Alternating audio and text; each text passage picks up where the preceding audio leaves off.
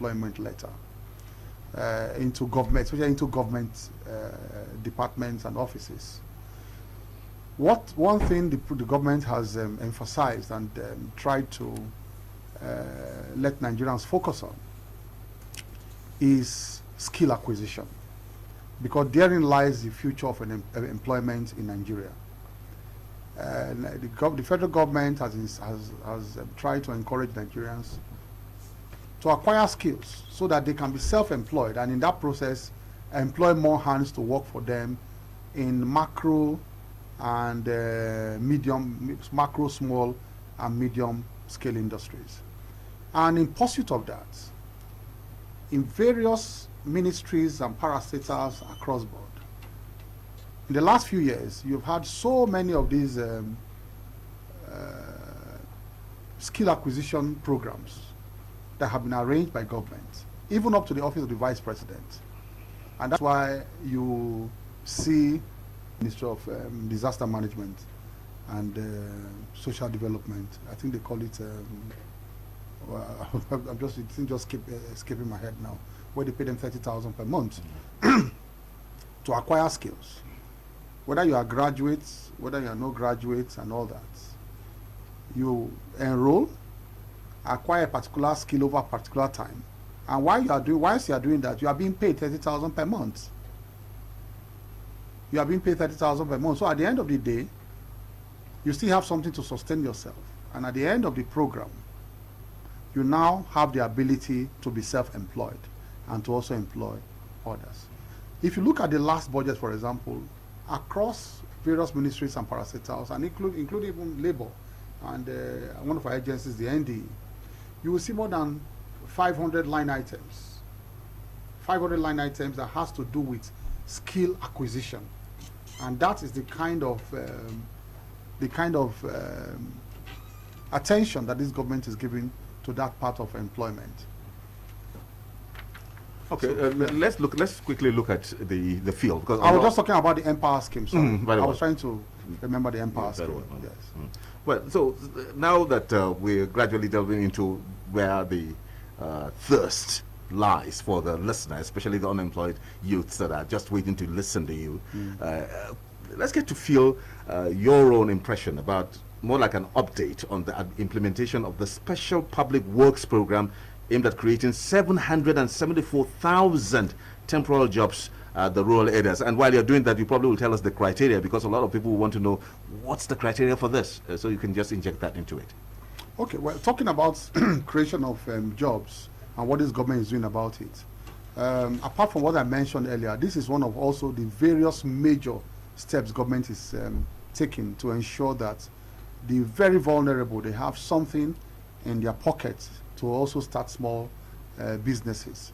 The 744,000 jobs, in brief, is a program that aims at picking 1,000 youths from each of the local 724 local governments in Nigeria.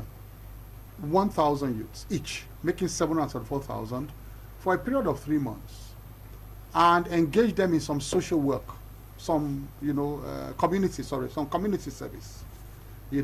community service is not tied down to just one kind of work. We have different local governments in Nigeria and there are different needs, and so each local government will determine what they want to use those youths to do for that period of 3 months. And in the process of doing that, they will get paid 20,000 per month, which is 60,000 naira for the 3 months. Now, some people have asked, and I want to address this for 1 minute. Some people have asked, oh, this is just temporary employment. I disagree, it's not temporary employment. In many cases, this is long-term lifesaver for many families. I'll tell you why.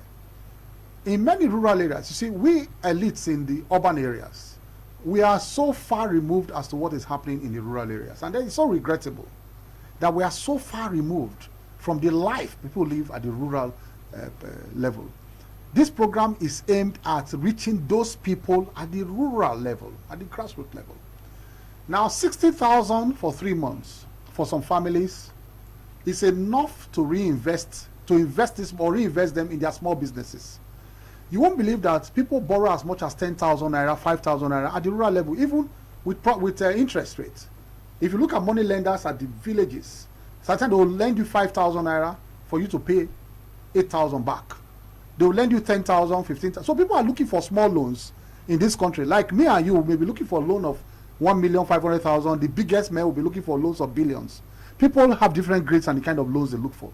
At the village level, people are looking for loans of 15,000 to add to their tomatoes business, to add to their vegetable business in the markets. I hope you know that.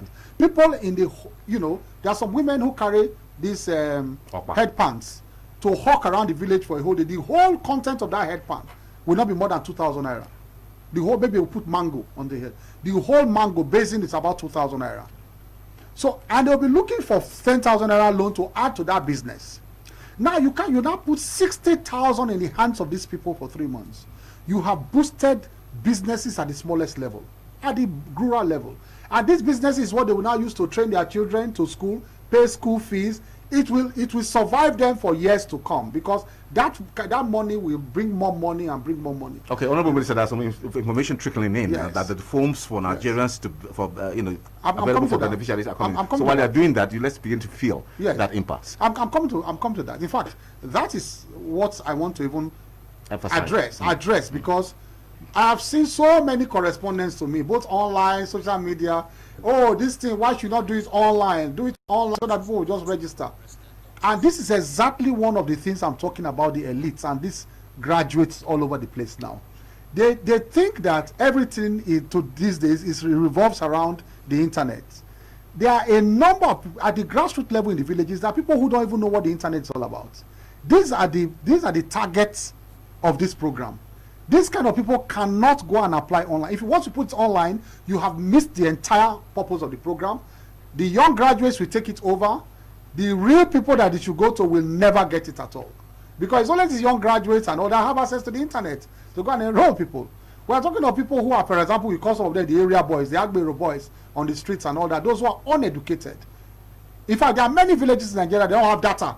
They don't have access to internet connectivity, and this is a locally based program.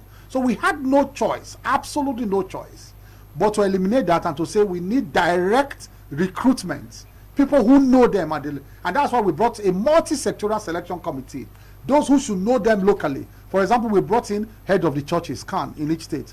The CAN member, the head of the CAN in that state, we get it across to all the churches, the head of the churches. Even the most remote villages, say, can we have 10 names from your church? They know that the churches know the people who want jobs. The same thing with the imams, the mosque. We brought in the head of the mosque of the Islamic organization in each of the states, the Nigerian Supreme Council of Islamic Affairs. They will go to all the mosques and say, can you give us names from all the mosques? And so also the head of market women, they are there. The National Union of Road Transport Workers, they are there. Civil society organizations are there in the selection committee, and all of that. So many multi-sectoral. So the people they leave will not be the auditors. They will not be, people they leave. They lead. Yes, the people they lead. The leaders of these communities, leaders of these multi-sectoral, bodies will now pick and select these names on a balanced basis. We try to balance it across the country. So people should please understand why we did not go online. It is too elitist. In the context of this program, it's too elitist to go online. Okay, so if there are any questions, those people, of course, leaders, imams and churches, they should be able to walk up to father or the imam. No, because we have a selection committee that are fully briefed in the states. They answer those questions, and their numbers, don't forget that their phone numbers are all published everywhere. So it's not hidden? No. Everybody can reach them. The 20-man selection committee for each state, everybody can reach them, including the secretary of the NDE. Because this program is driven by the NDE, the National Director of Employment. I am the supervising minister for the NDE, and also, the head of the, board of the NDE by law. What about this issue of doctors? Let's talk about it. Resident doctors, what's going on? Well, yesterday we negotiated with the doctors till about very late in the night. Thankfully, the federal government had, in fact, before the strike, and it was, I think, a matter of misunderstanding on their part, and we made it clear to them. The federal government had met 6 of their 8 demands, and the other demands were demands that we even said we're going to start addressing very soon. So there was actually no reason for that strike. The hazard allowances, the federal government had paid 18.9 billion of the hazard allowances to the doctors, and another 8.9 I think 9 billion or so, 8.9 or 3, I can't be, but 8 something billion was being processed by the Accountant General of the Federation. At the point, not because of the strike, at the point they decided to call up the strike, go on strike without even getting back to us. It was an ongoing conciliation effort that the federal government was involved in, that my minister was involved in, and the government side had shown enough good faith to this process. In fact, like I said, the original budget was 20 billion to pay hazard allowances, not their salaries, just because of this COVID period. We had to increase their hazard allowances from 5,000 to 20,000. We're talking about 20 billion naira or 20 billion naira. Wow. 20 billion. And you can imagine was totally unbudgeted for. This is the money we had to go and pluck out of nowhere to fund them and to show the sincerity of the president, to ensure that the doctors who are in the front line, they have enough attention. The personal protective equipment, they acknowledged yesterday that the federal government had made enough available to ensure that the doctors are safe. That is one of their major, demands, the personal protective equipment. And we had done enough of that. In fact, federal government had even given to state governments. In a federation like us that we shouldn't give to state government, federal government have made personal protective equipment available to state governments. On the issue of insurance, the federal government had paid 9 billion to insurance firms already. So it was no fault of the federal government. Made 9 billion available for life insurance, for doctors, for different sectors of the economy. And the money was there. They acknowledged that the federal government has paid 9 billion. They said, they were still processing some claims and the claims had not been paid. Was that the fault of the federal government that the insurance company had not paid most of those claims on time? And you know how insurance companies do, they go through processes, confirm and verify before they pay. And those are all the things that happened within this year. Mm-hmm. So on the insurance issue, the federal government had paid. On the PPA, we had scored 100%. And the other demands too on, I talked about the hazard allowances. Federal government had paid about 18 billion. And then with this one added now that the federal government is about to pay, it now comes up to 27 billion, 8 billion, over and above the 20 billion that was originally budgeted. So we had even overshot the runway. We have overshot the runway in respect of the hazard allowances. So we have done we have done very well. But thankfully they understood yesterday, and hopefully they will call off the strike today. But then we said, if we come and sit down like this and within a few hours we understand ourselves and we show you pay, why did you not come to us first to say how far with our conciliation effort? Why? You see, strike is the last resort for trade unions. And we told them yesterday, look, I come from the background of civil society. I come from the background of unionism too. I support them. But I told them yesterday, I say, look, enough is enough. Because even according to the ILO convention, you cannot go on strike when you are under essential services. And if you do, the federal government has a right to stop your pay and to replace you when it comes to essential services. That is ILO, it's not Nigerian law, ILO convention. So the strike in the first place was illegal, totally uncalled for and illegal. And I told them that. And thankfully they apologized. For every action there's an implication. Oh yes, these are essential services. Okay, first of all, a lot of people are very, you basically grew up in the eyes of Nigerians. Absolutely. Everybody knew you basically from the start to this moment. So you cannot hide. And now that you are where the critiquing is going on, what's quickly, how do we try to mitigate? How do we try to avoid this strike matter? In a minute, if you can. It's dialogue. I encourage unions to ensure that they use it as a very, very last resort. We are always there as conciliators. There's no union that expresses its desire to start a strike or its grievance, that we don't intervene immediately. I'll give you an example. We finished with the doctors yesterday. Today, Johesu thankfully gave notice of their strike. They didn't just start strike. Johesu, the joint health workers, as I leave this studio, we are going to prepare for them today. And we are going to drive that negotiation late into the night today, Johesu, to also ensure that we forestall that industrial action. So we want to encourage them to know that, look, we are here as conciliators, Ministry of Labour. Or let me be more precise, I am here now. Okay, we'll take a break on that note. Now, we'll take a break on that note so that people can take a breather too, to be able to now bring out the questions that they really want, because we'll soon open the line in a moment. Our guest on the program is none other than the Honorable Minister of State, Labour and Employment, Mr. Festus Keyamo, SAN. And the lines to call immediately after this break is 08. There are a couple of lines, two lines, and one other line dedicated. 0807 622. Sorry, 0807 622 6771. I hope you're able to get that. 0807 622 6771 and 0705 149 3324. 0705 149 3324. And for your SMS, you can begin to write that SMS in case you don't get across. 0705 864 2473. Let's take a break. Radio Nigeria, uplifting the people and uniting the nation.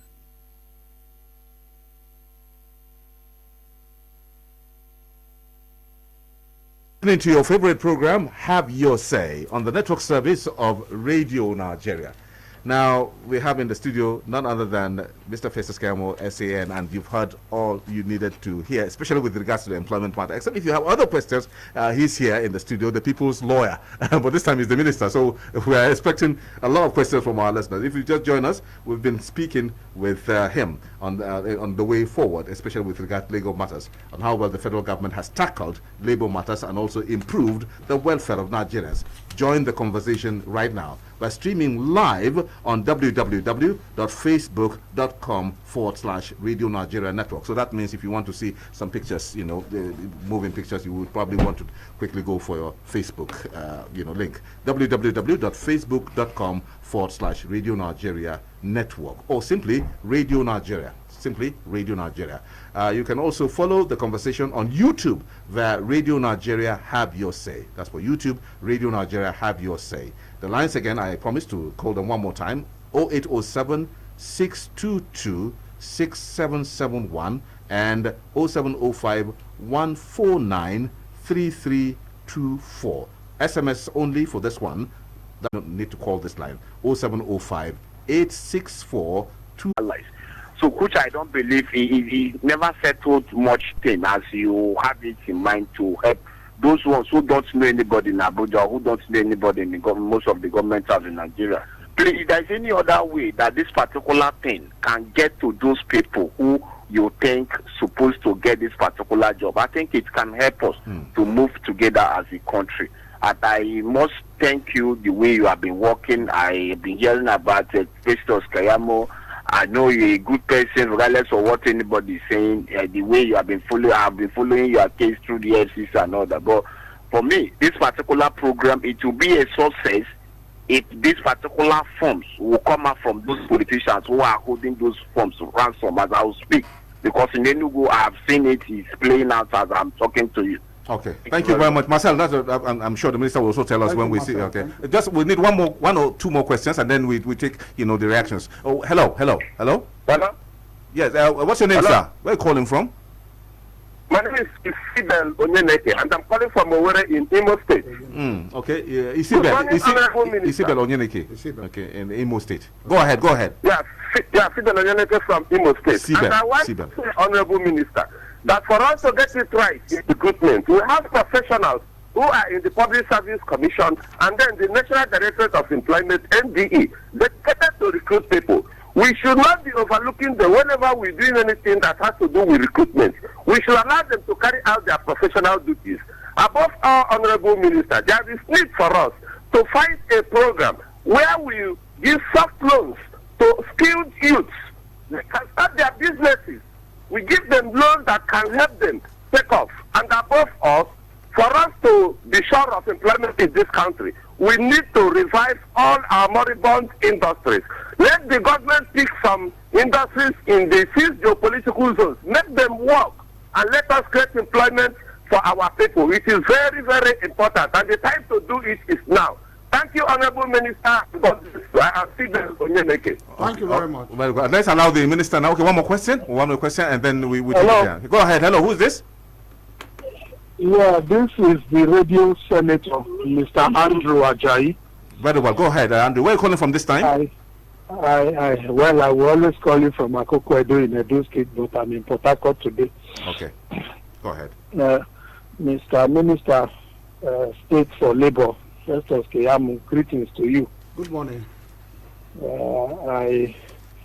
I want to say that, sincerely speaking, as a Nigerian who also belongs to the civil society group, I want to say that this type of jobs that you want to give to Nigerians, I want to believe you know it is hard work, because once this government leaves by 2023, that jobs will not be there anymore, because I can give you historical antecedents of such jobs that has to do with Shopee, NAPEP, name them. If it is proper, I think government should be more open to Nigerians to bring volunteer ideas that will help this nation to grow. If you and I will agree that this by 2023, this whole ad hoc thing will end, what is the need to start it in the first place? Because I was thinking that as a Nigerian, when you see our prime situation, the way we are situated in West Africa, and also very important in Africa, we don't have business importing all manner of things that we are importing, but rather to make Nigeria a manufacturing hub, a science and technology and industrialized hub. But I don't know what the level of preparation of this current government is doing. Okay, I think we can leave it there. We can leave it there for continuity. I'm sure the question is around continuity. How does it continue so that we don't have any, because I even gave extra because we're told 1 minute for every caller. I think we've really exceeded that 1 minute already. So I'm sure you already know the movement. If you don't mind, let's quickly look at that. Would that be okay? Okay, fine. Let's listen to the minister before we go to the social media. Thank you very much, Ada. I appreciate your call, Ada from Jos. Just to say that the ILO convention is a convention applicable all over the world, especially to those who are the countries that are signatories to the ILO convention. The principle enunciated in the stated in the ILO convention is irrespective of whether you have enough of the people to replace them or you don't have enough of the people to replace them. The fact that you don't have enough people to replace striking workers, essential workers in the country, is not a reason to now nullify the ILO convention. I only just stated the ILO convention and what it says. Whether we have enough people to replace them or not, or to even perform their duties, we will get to that bridge when we get there. We'll cross that bridge when we get there. And the fact that you are also an essential worker in a country, and you know that your services or the withdrawal of services will lead to loss of lives and properties, for example, the security agency, is not a reason for you to now hold the country to ransom. Patriotism should be number one. Look, this country does not belong to Muhammadu Buhari. People make that mistake to think that the country belongs to the people in power. We all own this country together. We are all joint owners of this country. So when you say you want to go on strike and you allow Nigerians to die, you are destroying your own house, your own country. It is not the children. It's not my children that will die. It's not the children of the elites that will die. It is the children of your fellow Nigerians who are perhaps underprivileged as all of us that will die. So why don't we put patriotism first when we are offering essential service? Because we are all co-owners of this country. Nobody has this country owns it higher than the other person. I am just in government temporarily to serve. I'm a servant. Tomorrow I'll be out of this office, somebody will come there. I'm not the owner of this office. I'm not the owner of Nigeria. So once we realize that, we should be patriotic enough, humble enough, and dedicated to the service of our country. It's not that because we are opposition, we want to pull the country down. Or because you know that my services are very much needed now, I will hold the country in this juggle until I'm paid. So that is the point I want to make. So the fact that whether we have enough doctors or not is irrelevant to the issue of the ILO convention. It's a matter of law. If you don't have a right to go on strike, then you shouldn't go on strike. For example, will you be happy if you wake up one morning and see that all policemen, all the soldiers have withdrawn their services in their house, and armed robbers are now on free reign. Free reign. That's one of the essential services I'm talking about. One of the essential services is security, health, and all of that. And the armed robbers are knocking on your door. You pick phone, you call the police station, call the army, they'll say, sorry, we're on strike. Handle the armed robbers yourself. I mean, it's, so that is my sister. That is the situation with the ILO convention. The second one is about, you said, you complained that, in fact, you said this so derogatorily, that the 7,000 are just for laborers. My sister, laborers are Nigerians. And you should praise the president. This is the first president that is thinking of the livelihood of laborers. In the past, no government has thought of people at that level, laborers, to give them job. In fact, my sister, you have just confirmed that this job are for laborers. They are indeed for laborers. The government did it for laborers, not for the elites. I can see you speak very good English. So maybe it's not for you. We'll create an enabling environment for other sectors of the economy. But what we have done, we are not saying that this 774,000 job is the answer to our unemployment problem. We did not say so. You are now talking as if Nigeria, the government is boasting that this is our solution. No. This is just a small program to take care of laborers who are Nigerians also and who contribute to the economy. Can you build a house without people carrying the cement and the block on this? These are the kind of people these jobs are made for. Though that's one. For Marcel in Enugu, he said the politicians have hijacked the jobs. Let me tell you this.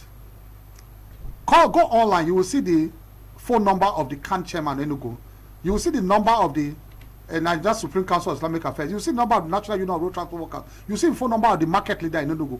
Call them and ask them whether they don't have slots. They do. But the politicians also have, because the politicians are Nigerians.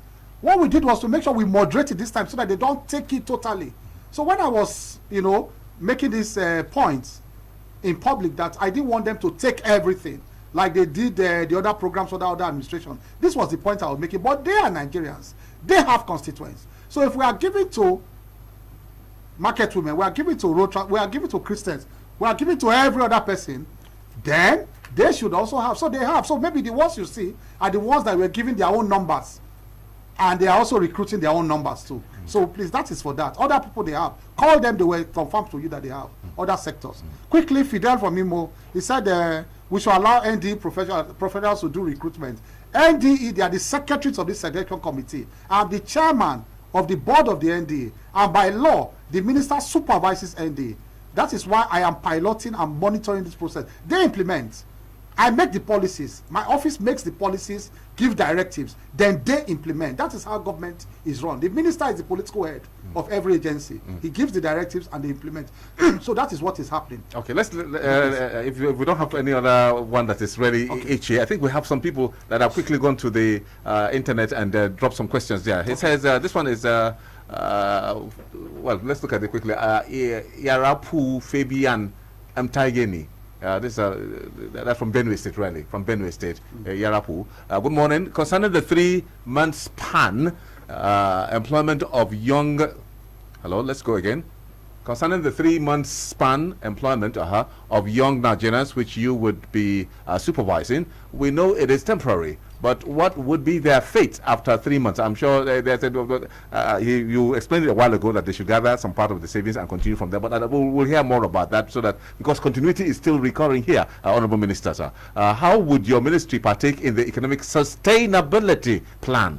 This is from Mustafa here in Abuja. The Honorable Minister, may the Lord help you achieve the vision you've initiated, and you've also, okay, let's go for that. We will also be standing for you've been standing for a common man on the street that has no senator or representative. So basically, they are now saying you are the senator of the people. So let's go. Nicholas Adeshina from Abuja. Good morning, Mr. Presenter, and your guest, the Honorable Minister of State for Labor. The strides being undertaken by the Oshibajo-led ESP Implementation Committee has created jobs.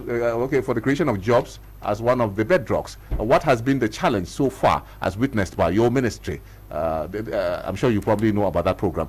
This is Rose from Oshun. My question is about the Special Public Work, SPW. I think the program is really for youth because it's all about community works, but there are many old people applying for it in my area. So there's a competition between old and young people in that laborer bracket that you just mentioned. So my question is there any way the old will be distinguished from the youth before the employment? Thanks, sir. I think these are the questions. Okay, this is just one last one. My question is, this is Salisu from Katsina State. Was on the program.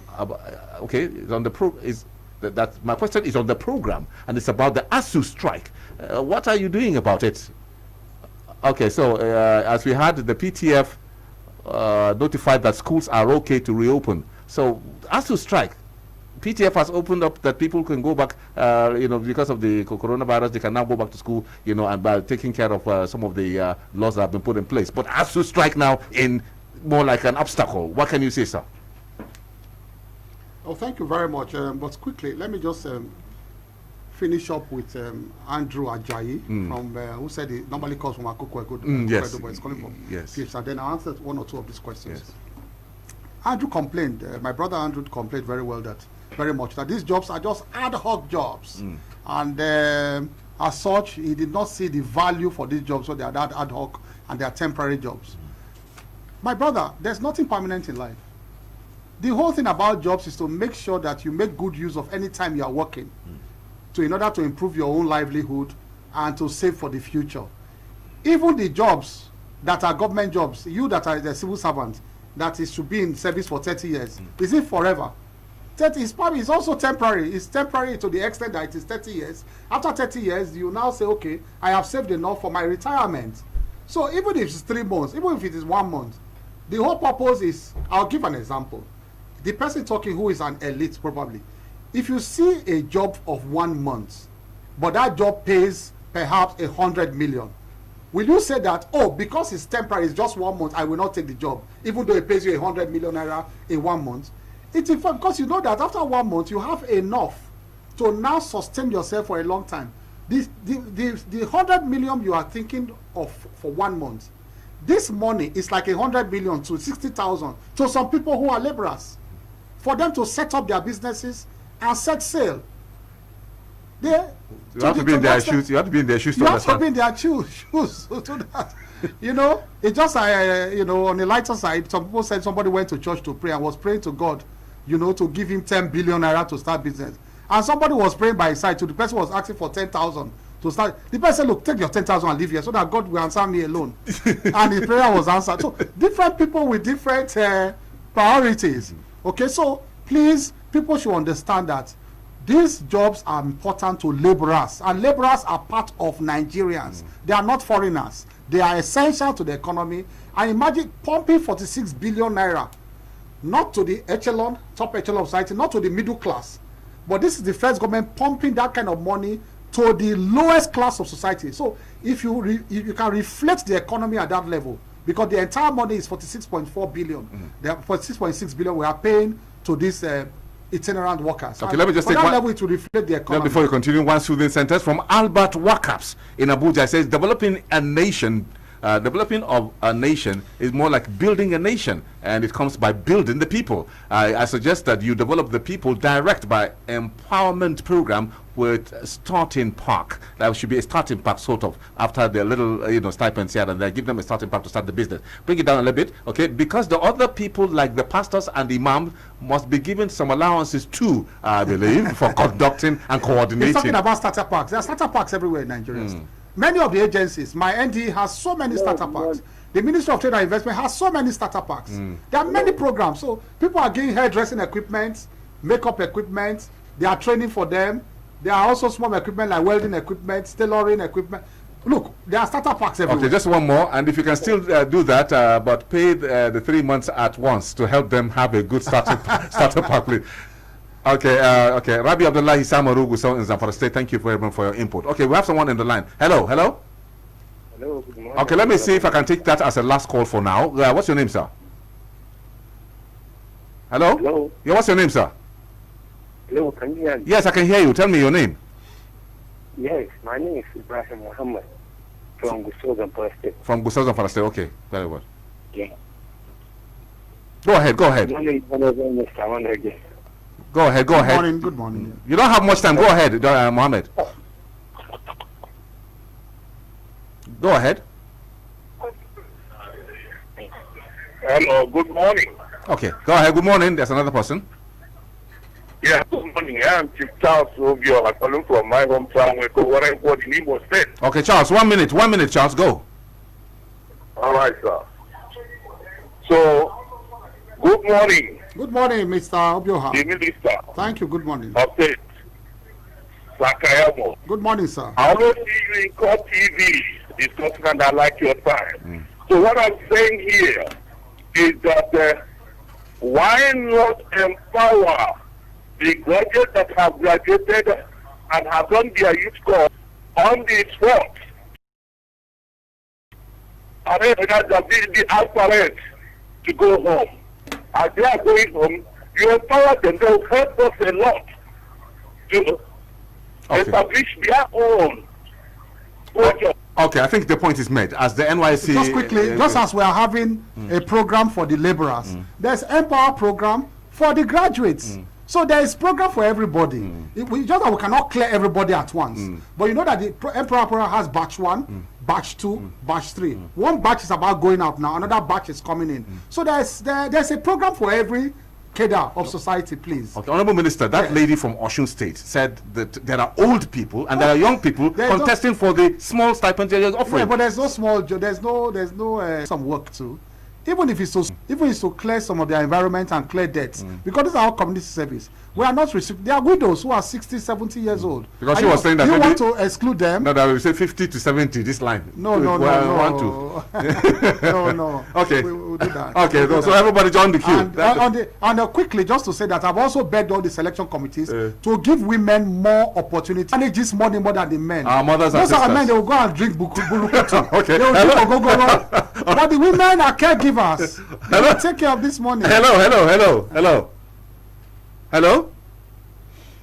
I can hear you. Hello. Okay. So it looks like the other person just left on the line. I wanted to give you the last caller. Someone was on the line a while ago. Okay, let me take one. Okay, the Rose from Osun is still there. She was just taking her own question. Maybe we'll just go finally to Katsina. Okay, maybe there's one I wanted to Zamfara. No, we're taking Zamfara.